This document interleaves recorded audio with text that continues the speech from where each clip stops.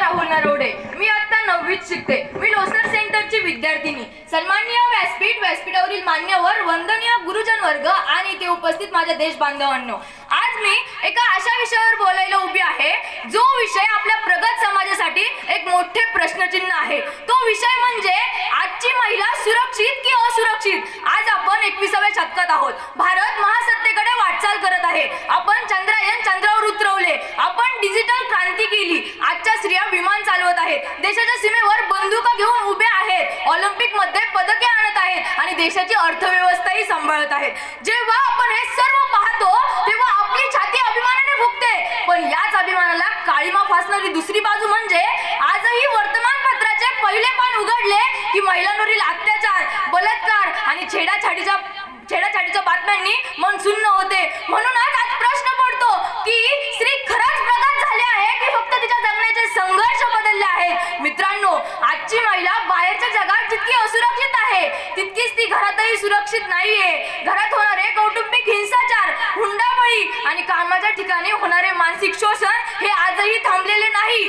पूर्वी तिला उंबरठ्याच्या आत भीती होती, आज तिला उंबरठ्याच्या बाहेर भीती आहे. रात्री उशिरा कामावरून घरी येणारी आपली बहीण किंवा मुलगी जोपर्यंत घराची बेल वाजवत नाही तोपर्यंत पालकांच्या काळजाची धडधड थांबत नाही. ही भीती कार्य दर्शवते. ही भीती हेच सांगते की आपण तिला सुरक्षित वातावरण देण्यात अपयशी ठरलो आहोत. आजच्या काळात असुरक्षिततेचे स्वरूप बदलले आहे. आता फक्त शारीरिकच नाही तर सायबर हल्लेही वाढले आहेत. सोशल मीडियावर फोटोंचा गैरवापर करणे असे प्रकार सर्रास घडत आहेत. दुर्दैवाची गोष्ट अशी की जेव्हा एखाद्या स्त्रीवर अन्याय होतो तेव्हा समाज तिला मदत करण्याऐवजी तिने काय कपडे घातले होते किंवा ती बाहेर का गेली होती असे प्रश्न विचारून तिच्या चारित्र्यावर संशय घेतो. ही मानसिकताच तिला असुरक्षित बनवते.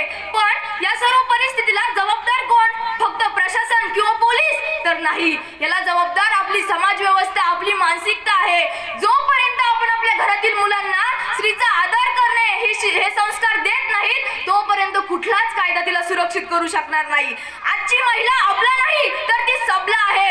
फक्त तिने स्वतःच्या सुरक्षेसाठी कायद्यावर अवलंबून राहून चालणार नाही तर तिने संरक्षणाचे धडे गिरवले पाहिजे. आज महाराष्ट्रात निर्भया पथक आहे, 1991 सारखी हेल्पलाईन आहे, पॉक्सो सारखे कडक कायदे आहेत. या सर्व साधनांचा वापर करून महिलांनी अन्यायाविरुद्ध आवाज उठवण्याची ताकद निर्माण केली पाहिजे.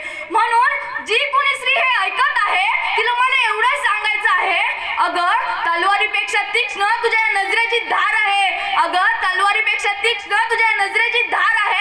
महाराष्ट्राची वाघीण तू, भवानीचं वार आहे. अगं भगव्याची रक्षणी तू, स्वराज्याची तू मेक आहे. अगं भगव्याची रक्षणी तू, स्वराज्याची तू मेक आहे. कमी समजू नको तू स्वतःला, तुझी जाऊची लेक आहे, तुझी जाऊची लेक आहे. आपण सावित्रीच्या लेकी आहोत. आपण झाशीच्या राणीचा वारसा सांगतो. मग आपण घाबरायचं कशाला? अन्याय करणाऱ्यापेक्षा अन्याय सहन करणारा मोठा गुन्हेगार असतो हे आपण कायम लक्षात ठेवले पाहिजे. शेवटी मी एवढेच सांगेन की स्त्रीला देवता म्हणून तिची पूजा करू नका तर तिला एक फक्त माणूस म्हणून जगू द्या. ज्या दिवशी एखादी तरुणी कोणत्याही भीतीशिवाय मध्यरात्री रस्त्याने निर्भयपणे चालू शकेल तोच दिवस खऱ्या अर्थाने स्वातंत्र्य आणि प्रगत झाला असेल असे मी म्हणेन. जाता जाता 2 ओळी सांगेन, सन्मान तिचा राखणे हे कर्तव्य आपले आहे. सन्मान तिचा राखणे हे कर्तव्य आपले आहे. स्त्री सुरक्षित तरच देशाचे भविष्य सुरक्षित आहे. स्त्री सुरक्षित तरच देशाचे भविष्य सुरक्षित आहे. एवढे बोलून मी माझे 2 शब्द संपवते. जय हिंद, जय महाराष्ट्र. धन्यवाद.